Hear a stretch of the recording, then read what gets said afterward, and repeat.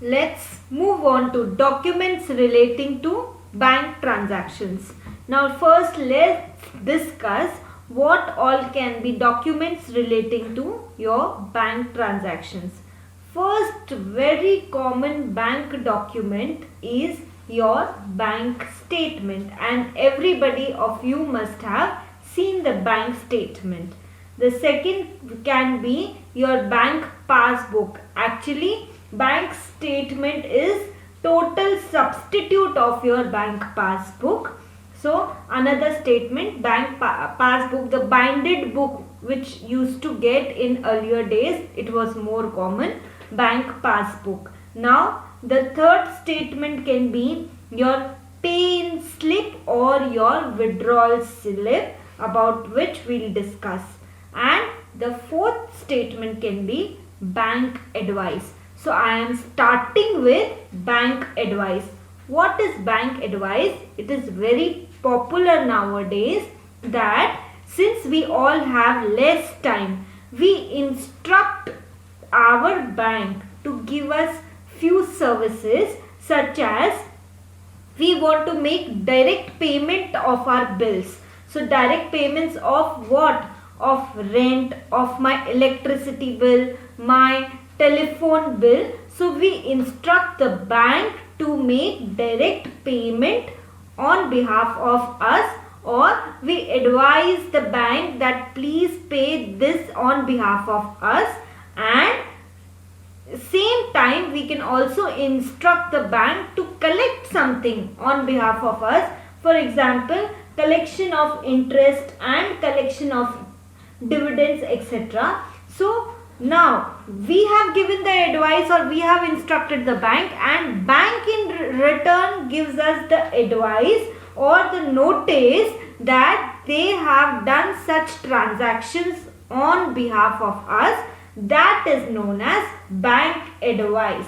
If the bank will not intimate us, we will not get to know, and we will not be updating our records. Then the cash book and passbook won't tally. So the bank advice issued by the bank helps us to pass entries in our books, and bank advice is prepared when I give standing instructions to bank to pay on my behalf and receive on my behalf. I am a customer, a bank holder in that bank. So next document related to bank transaction comes up to pay-in slip. What is pay-in slip? See, if I want to deposit some cash in bank, or say check or bank draft, I will use this pay-in slip. You must all have seen in files sometime this left portion of the slip. So this left portion is retained by us, and this right portion is kept with the bank. So pay-in slip, see, first you have your branch, date and account, and paid in credit of party's name, details, check number if any, amount, and then the officer who is issuing, the signature of the cashier or the officer is there. Now the name of the bank is written on top, and see on the left side you have pre-printed branch column also. Branch here, date, account number of the holder, paid into the credit of which party, bank name, branch, check, and look to the right side. These are the denomination of coins and notes which has been paid or deposited into the bank if cash is deposited into the bank. Okay, and then again here signature of cashier, officer or depositor. So this is about pay-in slip. Just opposite of pay-in slip, withdrawal slip. Amount in bank account can be withdrawn in cash, that is taken out, or by cash or by issuing a check. Withdrawal slip is a bearer document. See, name is not written on it. So if anybody with a properly filled document and signed withdrawal slip will go to the bank and present it, the bank, through bank, it will receive cash, because the name of the party is not written on withdrawal slip. So this was all about your pay in slip and withdrawal slip. Pay in slip to deposit cash, check or bank draft. Withdrawal slip used to take the amount out of the bank, that is withdraw your cash or check or any other amount. Okay. Next comes bank statement. What is a bank statement? See, daily we have so many transactions through our bank account. Transactions totally in cash are so risky today. So the proprietor of the business or owner of any business does so many transactions through bank. Even on personal front, we deposit money in the bank, we withdraw money from the bank, and for a business current account is opened. So bank charges few bank charges, and then they give us these services. So bank provide a service, that is who is us. Bank provides service to the bank holder, and bank statement is somewhat a substitute to the old binded book. Now one thing that nowadays you receive bank statement through emails also, and mostly it is all paperless work. We need to save trees, and bank statement is at the end of every month generally received through the email. And let's read about bank statement.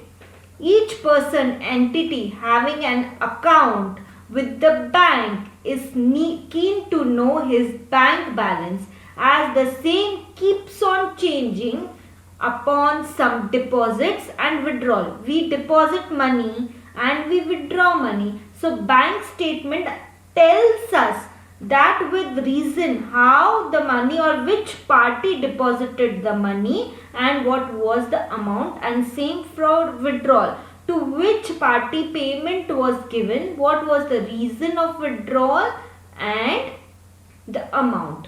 Thus the bank provides the account holder the bank statement, that what we have done in the past, through what transactions has been taken through bank, which contains the transactions done in a particular bank account in a chronological order, that is date wise for a particular period or frame. Chronological order, as in when date wise you are doing the transaction, so it is recorded in your bank statement. We have a bank statement format over here.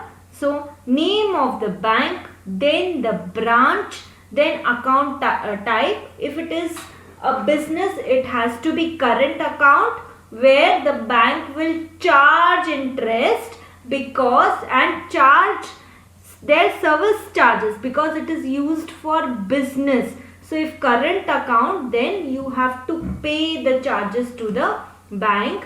Then account number is given, period. Now date, particulars, check number, withdrawal, what amount is drawn out from your bank, and deposit is what is deposited into the bank, and closing balance after every transaction. So you can set that you can receive bank statements in email either monthly or quarterly, and yearly the bank statement is received, which is helpful to tally your cash and bank passbook, and it is an best evidence that whatever transaction is done to bank is recorded in a bank statement. Now bank passbook. Bank passbook is actually you know, the binded book which we used to generally see earlier. Account was opened with the bank, and to carry out transactions through the bank, the transactions were updated in the bank passbook. So what transactions can be made? Either you can deposit money or you can withdraw money, and the party's name was written in your bank passbook. That was also in chronological order, that is date wise. Just like a bank statement, a bank passbook also serves the same purpose. The difference is that the statement is mailed to the account holder by the bank, whereas the bank passbook needs to be updated by the bank in the premises itself. That is, bank में जाओ और bank passbook को update कराओ. Each time the customer brings it to the bank. Passbook are getting obsolete and are replaced by bank statements. Specimen of the bank passbook.